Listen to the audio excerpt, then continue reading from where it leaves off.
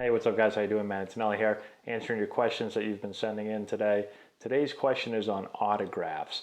There was about 10 different questions on it, so I'm not going to answer all of them in one video. Probably take a little too long, but we'll talk about a couple of them. So the first thing is, has your autograph changed over the years, and if so, how? When you're playing in high school and college, you're not really signing many autographs at all. I mean, maybe when I got drafted out of high school, I might have signed like two for like my cousins.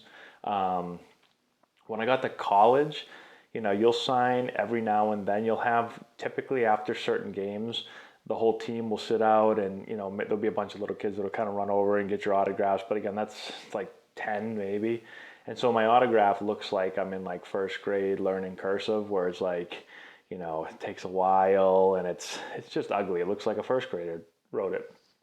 As you get older, once you get the pro ball, all of a sudden you're signing way more autographs.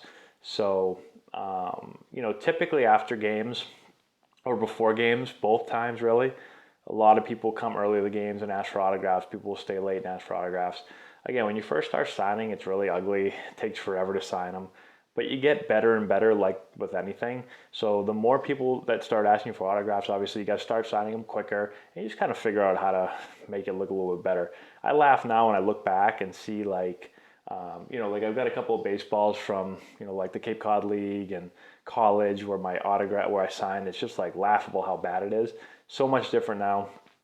And so yeah, you just figure it out like anything else. The other question that I'm going to talk a little bit about is having basically a baseball card and learning how to sign, but also having card deals and how that kind of makes your autograph have to get better with how many you sign. So with card deals, I don't know everyone's experience with this. I got a couple of card deals when I got drafted because it was a high pick. And I don't remember the exact figures. I'll try to remember and be as honest as possible, obviously. But I remember signing a couple deals, and basically you get signed per card that you sign. So this is how it works. I'll give you one example. Basically, be in spring training, get a call, my agent would say, hey, this company, Bowman or somebody, I don't even know what card companies there are, they want to do a card deal with you. And I'd say, okay, cool. So they'd send like a photographer, somebody down.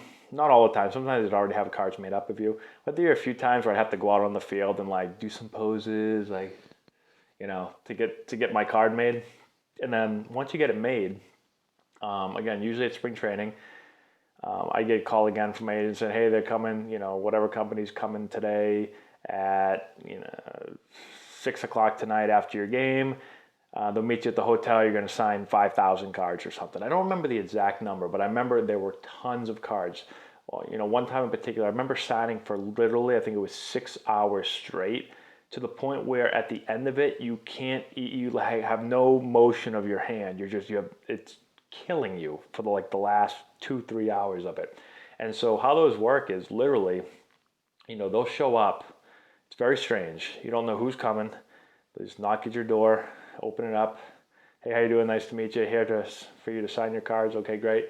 They come in. They've got like huge boxes. They put it down. And it's just got like thousands and thousands of your cards in there.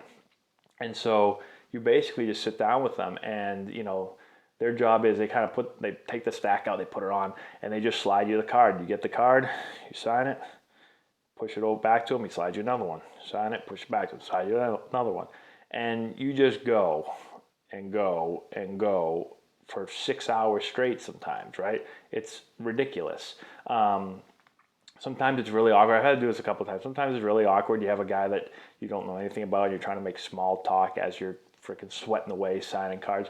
Sometimes they don't want to talk to you at all. Sometimes they don't shut up, and it's really hard to sign and have a conversation at the same time. So it's probably more awkward than anything. I've had some good guys that it was an interesting conversation. The second thing is when you're signing that many autographs that fast, that's where your autograph kind of becomes like an actual autograph and not like a cursive first grader writing it, because you can't take forever. You'd be there for 20 hours if you had to sign that many cards. So you end up just figuring out a way that just looks nothing like Matt Antonelli at all.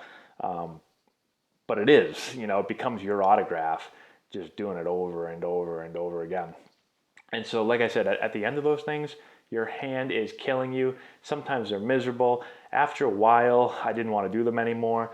Luckily for me, you know, not luckily for me, I didn't have a 10-year major league career. So after a while, nobody wanted to make cards for me anymore. No one wanted to pay me to have cards anymore. Which in some ways was good because I didn't have to sign anymore. But I still get there's a lot of the cards that I have, my rookie card and all that stuff.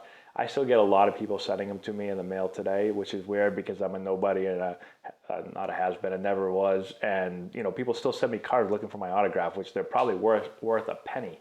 It definitely costs more to send me that card to get it returned to you than it is worth. But I appreciate people still wanting my autograph. So it's interesting. People still sending them to me, still signing them, sending them back.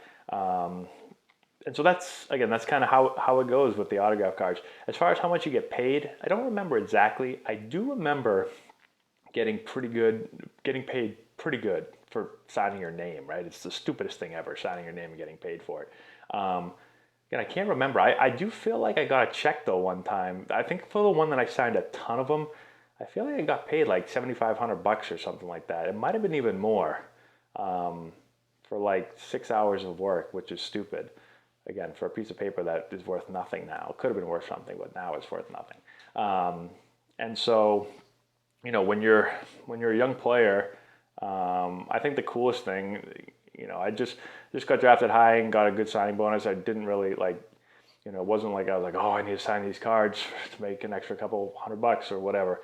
But I think it's just cool to have your own card and have people wanting to get it signed at parks. I'd get people that there's also some crazy people that come running down with we should make another video on this. The people that come down with the book of 1,000 cards, right? And there's little kids in front of them, and they're like, "Get out of my way, kid!" There's a 45-year-old guy.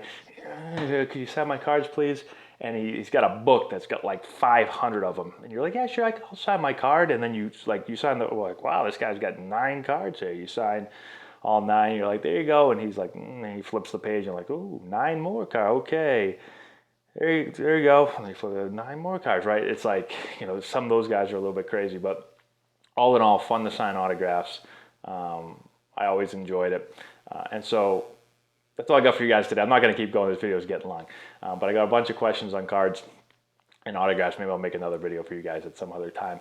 But I appreciate you watching. Thank you so much for the question. Keep sending your questions in. Comment in the section below if you have not done so already, and I will try to get to as many as possible. Let's see here. What do we got? Subscribe to the channel if you've not done so already. Give us a thumbs up. I'd really appreciate that. Share with all your friends. Check out our Instagram page, Antonelli Baseball, on Twitter, FeedMan89. Posting instructional videos and all kinds of stuff for you guys all the time on there. Check out the link in the description below. I've got a bunch of books I've read in the past or currently reading that I think you guys will really like. Also have a bunch of training tools that we use with our players that I think will help you guys that play. Check out our website, AntonelliBaseball.com, to find out how to work with us, more info on our teams, all that good stuff. And that's all I got, guys. Thank you again for your questions. I appreciate you watching. Good luck to you. We'll talk to you later.